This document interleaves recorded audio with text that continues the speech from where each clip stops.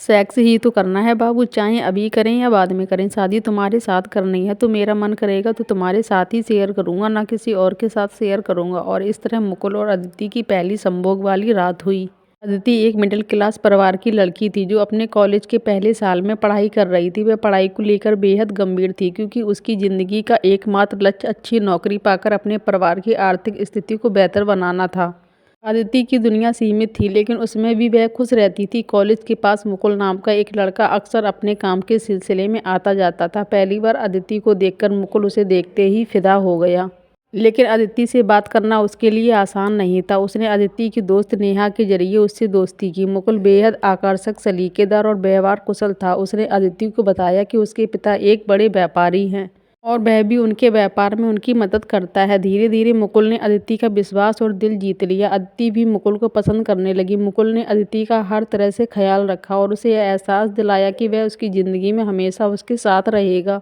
अदिति, जो शुरू में अपने और मुकुल के सामाजिक और आर्थिक अंतर को लेकर असहज थी, मुकुल की सादगी और समर्पण के आगे झुक गई। कुछ समय बाद मुकुल ने अदिति से शादी का प्रस्ताव रखा। अदिति ने संकोच भरे स्वर में कहा कि वह उससे प्यार करती है लेकिन उनकी शादी संभव नहीं है क्योंकि उसका परिवार इतना खर्च नहीं उठा सकता। मुकुल ने हंसते हुए कहा, मुझे दहेज नहीं चाहिए अदिति, मैं तो बस तुम्हें चाहता हूँ। उसने यहाँ तक कहा कि उसके पास 1 करोड़ रुपए की बचत है जिसमें से 50 लाख शादी के खर्च के लिए अदिति के परिवार को दे सकता है। अदिति को यह सुनकर लगा कि मुकुल उससे सच्चा प्यार करता है और उसने शादी के लिए हाँ कर दी। शादी की योजना बन रही थी लेकिन इसी बीच मुकुल ने अदिति से शारीरिक संबंध बनाने की बात की। उसने कहा कि शादी तो होनी ही है, फिर इसमें पहले और बाद का फर्क क्या। अदिति ने संकोच के बावजूद मुकुल की बात मान ली।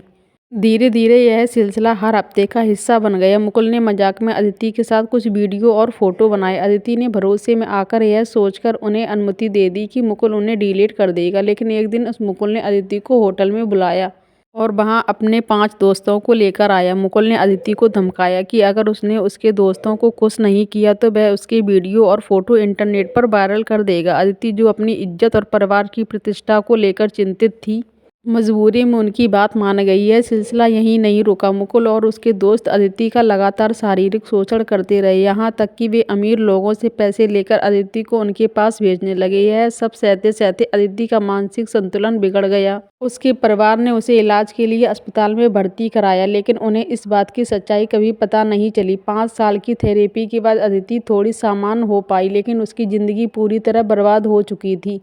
यह कहानी सिर्फ अदिति की नहीं, यह समाज में मौजूद उन अनगिनत लड़कियों की सच्चाई है जो ग्रुपिंग का शिकार होती हैं। ग्रुपिंग एक ऐसा घिनौना अपराध है जिसमें पहले एक लड़का लड़की को प्यार के जाल में फंसाता है और फिर उसके जरिए अन्य लोग भी उसका शोषण करते हैं। यह ज़रूरी है कि हम अपनी बेटियों, बहनों और समाज की लड़कियों को इस तरह की साजिशों से बचने के लिए जागरूक करें।